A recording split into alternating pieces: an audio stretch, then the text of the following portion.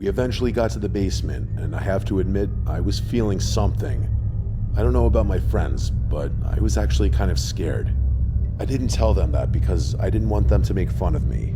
My logic in that moment was that I was here and I'm going through with this.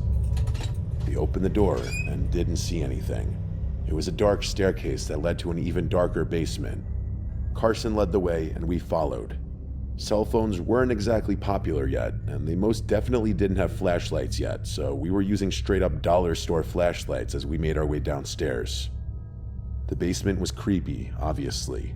It was an old building with a dusty basement. There were boxes of storage everywhere. We looked through a few as we walked through the basement. It was old textbooks, Christmas decorations, and extra school uniforms. Probably the creepiest thing about the basement for me was all the old religious statues. I'm weird, but for some reason, old religious statues scare me. They're just unsettling to me, like old churches freak me out. We continued exploring the basement for a few more minutes. We didn't find any people, but we did find out how massively huge the basement was. It felt like it extended forever. Our flashlights weren't even powerful enough to see the end of the basement from where we were standing. I know they were cheap flashlights, but still. Eventually, we made our way to one of the corners of the basement. It felt colder for some reason. We moved some of the boxes and couldn't believe our eyes. There was a small hole in the wall, I would say probably the size of a large beach ball. It was small, but large enough to crawl through. Carson wanted to check it out, but we were against it. Instead, we shone the flashlight through the hole. It was just dark. It looked like a tunnel.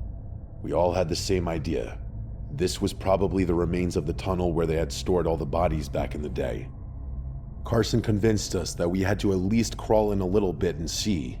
If we really wanted to prove there were no ghosts, we needed to check that spot.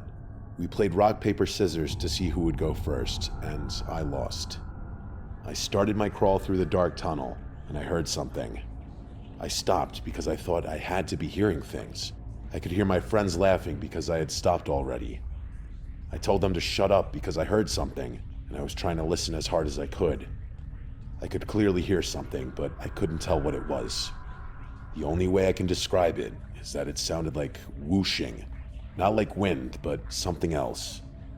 I shouted down the tunnel, and the whooshing sound slowly sounded like it turned into a whisper. I kept asking if anyone was there, and the whispering continued and grew louder. Then it was just quiet.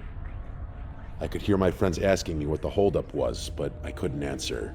I just sat there in the tunnel, using my flashlight to give me any answer.